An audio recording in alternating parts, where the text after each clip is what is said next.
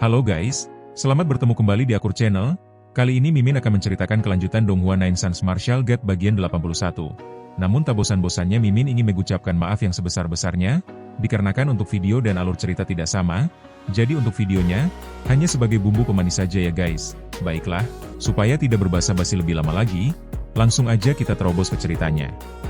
Pada episode sebelumnya, diceritakan Wu Heishan akhirnya mendapat persetujuan kakeknya, sementara wilayah timur terbelah antara sukacita dan duka. Klan Chen tenggelam dalam amarah setelah harapan Chen Zigan dihancurkan Ye Yunfei, lalu diam-diam menyiapkan balas dendam. Di sekte Tianyuan, Ye Yunfei disambut sebagai kebanggaan, sebelum mengasingkan diri dan menembus kekuatan baru melalui kultivasi iblis yang menyakitkan. Ketika tetua Zhang ditangkap, Ye Yunfei menyerbu perusahaan Luohai, membantai para petinggi, membakar markas, lalu menuju kota Luohai, tempat para ahli menunggu dalam jebakan balas dendam mematikan. Sementara itu, di taman belakang rumah besar kota Luohai, perdebatan di antara para petinggi perusahaan perdagangan Luohai berlanjut. Seorang pria tua bertubuh pendek mencibir dalam hati, memandang rendah Ye Yunfei yang dianggap hanya seorang junior. Baginya, kekuatan perusahaan perdagangan Luohai sudah lebih dari cukup untuk mengatasinya tanpa perlu bantuan siapapun. Namun pembicaraan lain mengingatkan bahwa klan Chen tetap merupakan kekuatan besar di wilayah timur, satu tingkat di atas perusahaan perdagangan Luohai. Seorang pria tua berbaju hitam menilai bahwa menjalin kontak dengan klan Chen hanya akan memperluas jaringan tanpa menimbulkan kerugian. Ren Xuantang kemudian menunjukkan sikap dingin dan penuh keyakinan. Ia merasa akan lebih baik jika Ye Yunfei benar-benar datang, karena jika tidak, mereka tetap akan mencarinya sampai ke sarangnya. Tepat saat pembicaraan itu berlangsung, suara gemuruh tiba-tiba mengguncang langit di atas perusahaan perdagangan Luohai. Raungan Ye Yunfei, yang menggunakan teknik raungan singa dari klan singa gila, menyebar seperti guntur dan mengguncang setiap sudut kota Luohai. Gelombang suara yang mengerikan menyebabkan bangunan-bangunan bergetar, pasir dan batu berterbangan di jalanan, serta debu mengepul seolah gempa besar baru saja terjadi. Seluruh kota tercengang. Orang-orang menatap langit dengan tak percaya bahwa seseorang berani memprovokasi perusahaan perdagangan Luohai di wilayah kekuasaannya sendiri. Kota yang sebelumnya ramai langsung jatuh ke dalam kesunyian yang menekan. Namun detik berikutnya, raungan kemarahan meledak dari berbagai penjuru. Para penjaga dan praktisi bela diri kota segera terbang ke udara, memancarkan aura tajam sambil bergegas menuju sumber suara. Di langit, Ye Yunfei berdiri dengan tangan di belakang punggungnya. Sosoknya mencolok dan mudah dikenali. Para patroli pertama yang muncul, sebagian besar dari alam bumi dan alam mendalam, langsung menyerbu tanpa ragu. Namun Ye Yunfei hanya menggerakkan pikirannya. Pedang Void melintas seperti kilat, muncul dan menghilang dengan lintasan aneh, memutus leher lebih dari selusin orang dalam sekejap. Formasi pedang roh 5 elemen segera menyusul, menebas siapapun yang mendekat hingga tubuh mereka hancur berkeping-keping. Jeritan dan ratapan menggema di udara. Dalam hitungan detik, gelombang pertama penyerang telah berubah menjadi mayat yang jatuh dari langit seperti hujan berdarah. Pemandangan itu membuat seluruh kota tercengang. Membunuh orang di kota Luohai berarti provokasi paling serius terhadap perusahaan perdagangan Luohai, dan semua orang memahami konsekuensi yang akan menyusul. Seorang pria berpedang besar dari alam suci tingkat menengah melayang ke udara dan menyerang Ye Yunfei. Namun Ye Yunfei hanya menepis dengan pukulan telapak tangan dari jarak jauh. Pedang besar itu terpental, dan kepala pria tersebut meledak seperti buah semangka, menciptakan pemandangan yang membuat banyak orang bergidik ngeri. Gelombang kemarahan semakin besar. Seruan untuk menyerang bersama terdengar, dan praktisi dari segala arah naik ke udara, membentuk kepungan rapat di sekitar Ye Yunfei. Meskipun perusahaan perdagangan Luohai bukan kekuatan teratas seperti 3 orang suci, 5 klan, atau 9 sekte, mereka tetap merupakan kekuatan besar tingkat kedua yang tidak bisa diremehkan. Keberanian Ye Yunfei dianggap sebagai penghinaan besar yang tidak dapat ditoleransi. Ye Yunfei tetap tenang. Dengan satu kata singkat, formasi pedang pembunuh abadi 5 elemen diaktifkan bersamaan dengan pedang Void. Kekuatan teknik pedang itu kini jauh lebih dahsyat berkat peningkatan kultivasi spiritual dan kekuatan jiwa Ye Yunfei. Para praktisi alam suci pun tewas dengan mudah. Potongan tubuh dan darah berjatuhan dari langit seperti hujan merah. Sementara para praktisi alam bumi dan alam langit bahkan kesulitan mendekat karena tekanan energi yang luar biasa. Beberapa ahli alam suci yang lebih kuat berhasil mendekat, tetapi Ye Yunfei membunuh mereka dengan pukulan sederhana. Dengan kekuatan fisik mencapai 1,8 juta jin, setiap pukulan terasa seperti gunung runtuh, menghancurkan ruang di sekitarnya. Penduduk kota Luohai menyaksikan pembantaian itu dengan rasa ngeri dan keheranan. Banyak yang bertanya-tanya siapa sebenarnya pemuda ini dan kebencian sebesar apa yang ia miliki terhadap perusahaan perdagangan Luohai hingga berani melakukan pembunuhan massal di jantung kota mereka. Akhirnya, situasi berubah drastis. Dari berbagai penjuru kota, aura menakutkan muncul secara bersamaan. Lebih dari selusin tokoh kuat melesat ke langit, 15 ahli alam kondensasi. Mereka adalah para eksekutif puncak perusahaan perdagangan Luohai. Tekanan gabungan dari ke-15 ahli itu menyelimuti seluruh kota seperti gunung yang menekan, membuat banyak praktisi yang lebih lemah jatuh berlutut tanpa sadar. Penduduk kota menatap para ahli itu dengan rasa kagum dan takut. Nama-nama besar yang jarang terlihat kini muncul bersamaan, termasuk Ren Xuantang sendiri. Bagi banyak orang, kehadiran mereka sudah cukup untuk mengguncang kota. Di tengah langit yang dipenuhi tekanan mengerikan itu, Ye Yunfei berdiri sendirian, dikelilingi para ahli alam kondensasi. Pertarungan besar yang akan menentukan nasib kota Luohai pun hampir dimulai. Ketika Ren Xuantang melihat kota Luohai dipenuhi mayat, matanya langsung memerah oleh kemarahan dan duka. 14 pejabat tinggi lain di belakangnya juga menunjukkan ekspresi yang sama. Dalam waktu singkat, Ye Yunfei telah membantai ratusan orang, kebanyakan berada di alam mendalam dan alam suci, para elit yang selama ini dibina dengan biaya besar oleh perusahaan perdagangan Luohai. Kehilangan sebesar itu membuat hati para petinggi perusahaan terasa seperti tercabik. Dari berbagai penjuru, semakin banyak anggota perusahaan perdagangan Luohai bermunculan di udara, dipenuhi kemarahan dan haus balas dendam. Di tengah suasana itu, Ren Xuantang menatap Ye Yunfei dengan kebencian mendalam, menuduhnya sebagai pembunuh putra ketiganya, Ren Hui. Ye Yunfei menjawab dengan sikap tenang, mengingatkan bahwa Ren Hui sendiri yang menjerumuskannya dengan membocorkan informasi saat pelelangan, sehingga kematiannya dianggap pantas. Kata-kata itu membuat kemarahan Ren Xuantang semakin memuncak. Ia bersumpah akan mencabik Ye Yunfei demi membalas dendam. Namun Ye Yunfei, yang sudah tidak sabar, kembali menuntut agar tetua Zhang segera dibebaskan, atau perusahaan perdagangan Luohai akan dimusnahkan hari itu juga. Ren Xuantang tertawa marah, merasa ancaman tersebut terlalu arogan bagi seorang junior, dan menantang Ye Yunfei untuk membuktikannya. Seorang pria tua bertubuh pendek dari jajaran eksekutif senior turut menambahkan nada ejekan yang dingin. Tiba-tiba, jeritan terdengar dari dalam kota. Sebuah belati hitam muncul secepat kilat dan memutus leher seorang kultivator alam suci tingkat awal dari perusahaan perdagangan Luohai. Ye Yunfei berdiri dengan tangan di belakang punggung, menegaskan bahwa mereka harus menyaksikan sendiri bagaimana ia menghancurkan perusahaan tersebut. Pedang Void kemudian muncul di lokasi lain dan menebas belasan praktisi alam Xuan. Dengan kekuatan spiritual dan jiwa Ye Yunfei yang telah meningkat pesat, teknik pedang terbangnya jauh melampaui kemampuan para korban. Dalam sekejap, belasan mayat berjatuhan. Pedang Void terus melintas melalui kehampaan, muncul dan menghilang tanpa pola, menewaskan satu demi satu anggota perusahaan perdagangan Luohai. Jeritan kesakitan bergema di seluruh kota, sementara 15 eksekutif senior tak mampu menentukan posisi pasti pedang tersebut meskipun berusaha menghentikannya. Kemarahan Ren Xuantang mencapai puncaknya. Dengan raungan, ia bersama 14 ahli alam kondensasi lainnya menyerang Ye Yunfei secara bersamaan, memancarkan tekanan spiritual yang menyesakkan. Namun tepat saat mereka menyerbu, tubuh Ye Yunfei menghilang. Ke-15 orang itu tertegun sejenak sebelum melepaskan kekuatan jiwa mereka untuk mencari keberadaannya. Seorang lelaki tua berwajah kemerahan akhirnya menemukan jejak Ye Yunfei. Dalam sekejap, Ye Yunfei muncul di belakang seorang kultivator alam suci tingkat akhir yang sama sekali tidak menyadari kehadirannya. Saat pria itu berbalik, sebuah kepalan tangan sudah menghantam dadanya. Tubuhnya meledak menjadi kabut darah tanpa sisa, seolah tidak pernah ada. Ye Yunfei kembali menghilang, lalu muncul di tempat lain untuk menghancurkan seorang kultivator alam suci tingkat menengah dengan satu pukulan. Dengan teknik gerakan yang sulit dilacak, ia terus muncul dan menghilang, membunuh 20 ahli alam suci di depan mata 15 eksekutif senior. Kota Luohai terdiam dalam ketakutan, semua mata mengikuti sosok Ye Yunfei yang seperti hantu pembawa maut. Ye Yunfei menoleh kepada para petinggi itu dengan senyum mengejek, menegaskan bahwa pembantaian akan terus berlanjut sampai tetua Zhang dibebaskan.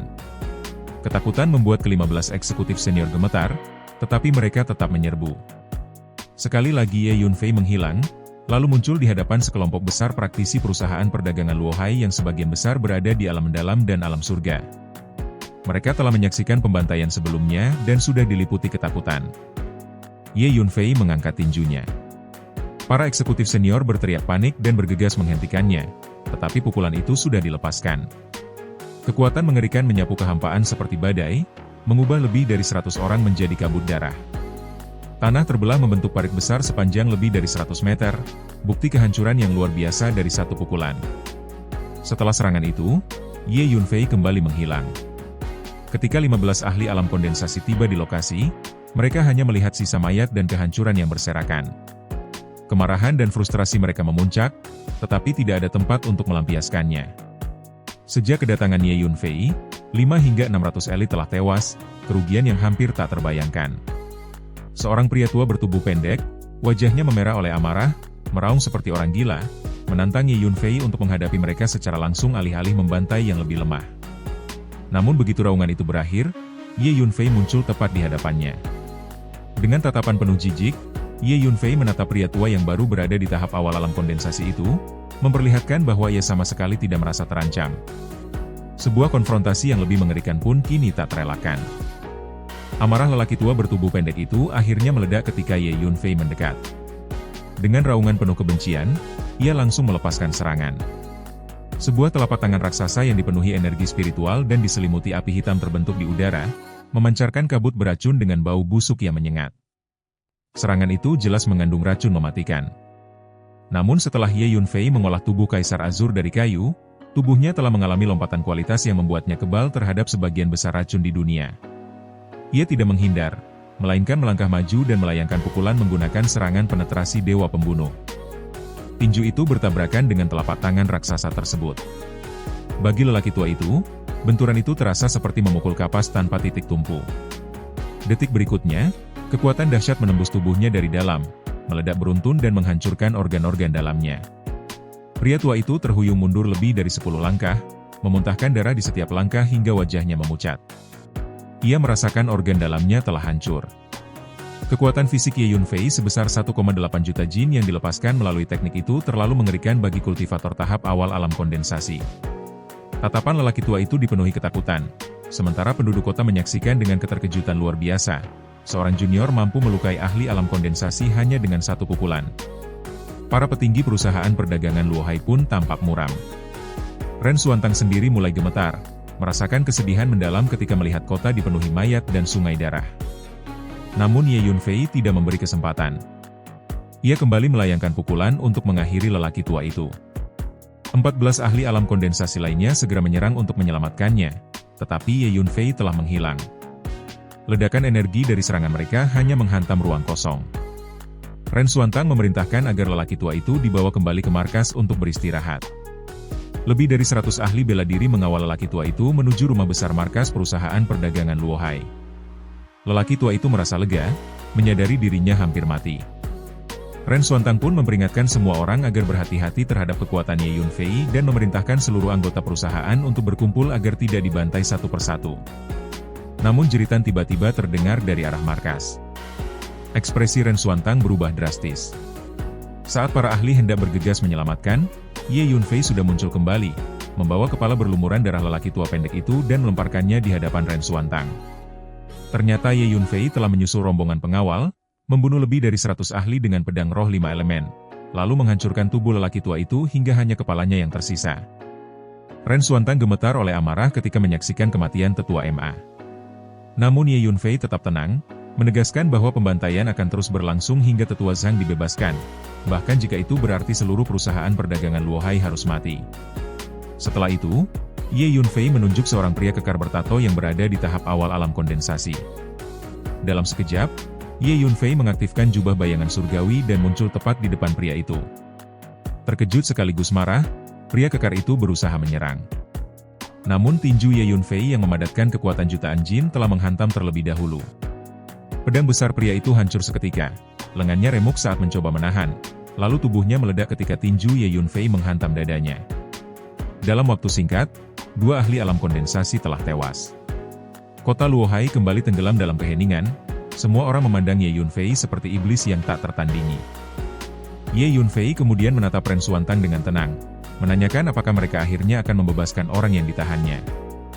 Ren Xuantang berdiri gemetar, dipenuhi kemarahan, kebencian, dan penyesalan. Setelah lama terdiam, ia menarik napas dalam-dalam dan menantang Ye Yunfei untuk bertarung secara adil.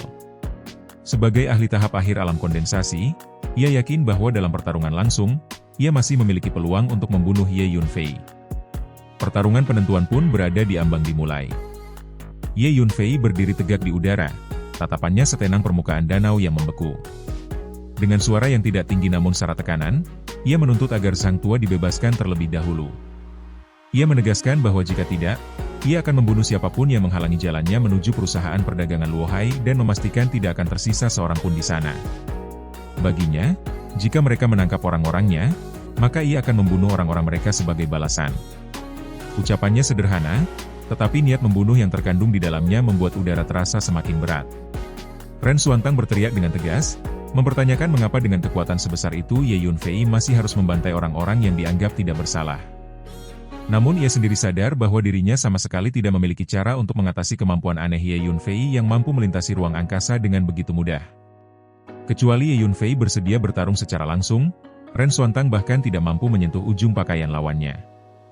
Ye Yunfei mencibir tipis. Dalam pandangannya, tidak ada seorang pun yang benar-benar tidak bersalah.